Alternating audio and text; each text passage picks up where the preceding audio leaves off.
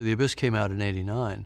A few years later, I was just sitting around, in between movies. I'd done Terminator 2, looking for kind of what to do next.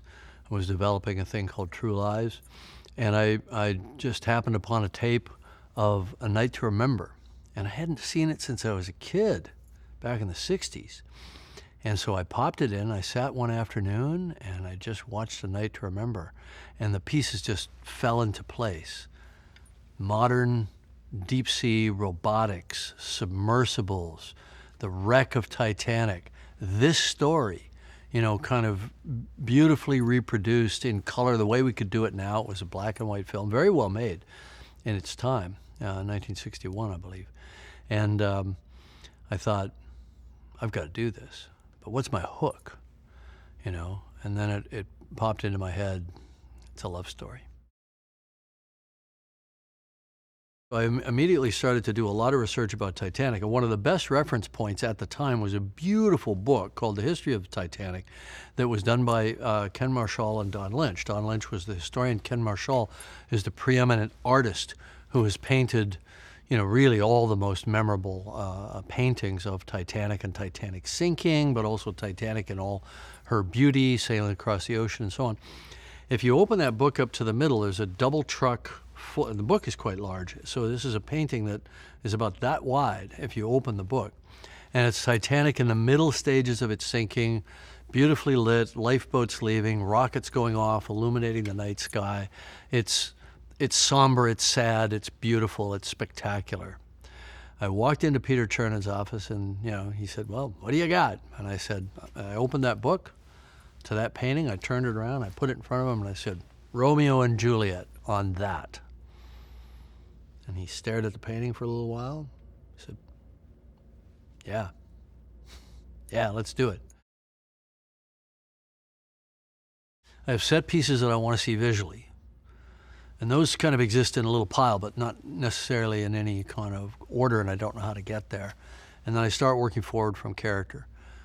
What's their backstory? What do they care about? How do they meet? What's intriguing about each other, and so on. I write forward, and then I try to weave it through those bits of visual backdrop that I wanted to see, and it all fell into place fairly well.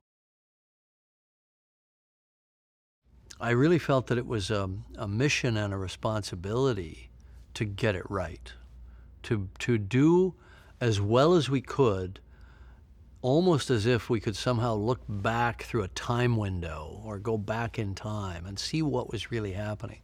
So we spent a lot of time on the kind of forensic analysis, to kind of figure out what was happening during the flooding and the breakup of the ship, because it was kind of glossed over in Night to Remember. Night to Remember was very accurate about the people. Turned out to be not very accurate about the actual sinking of the ship. I wanted that beautiful lambent light that you get late in the day during magic hour in an English summer, that sort of thing, except I wanted it at sea. Well, how the hell are you going to do that? Well, we talked about literally going to the shipyard in Gdansk and having them build Titanic for us.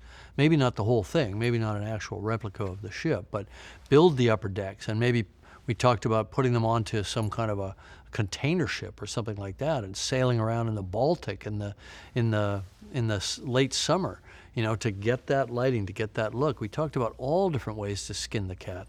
Ultimately, we came up with this crazy idea of building a studio just across the border in Mexico, in Ensenada, and that way we could have access to all the craftspeople in Mexico and Mexico City. We could build our sets down there. We could assemble them there right across the border. We could bring our keys and our actors down from LA. It wouldn't require plane flights. We just drive.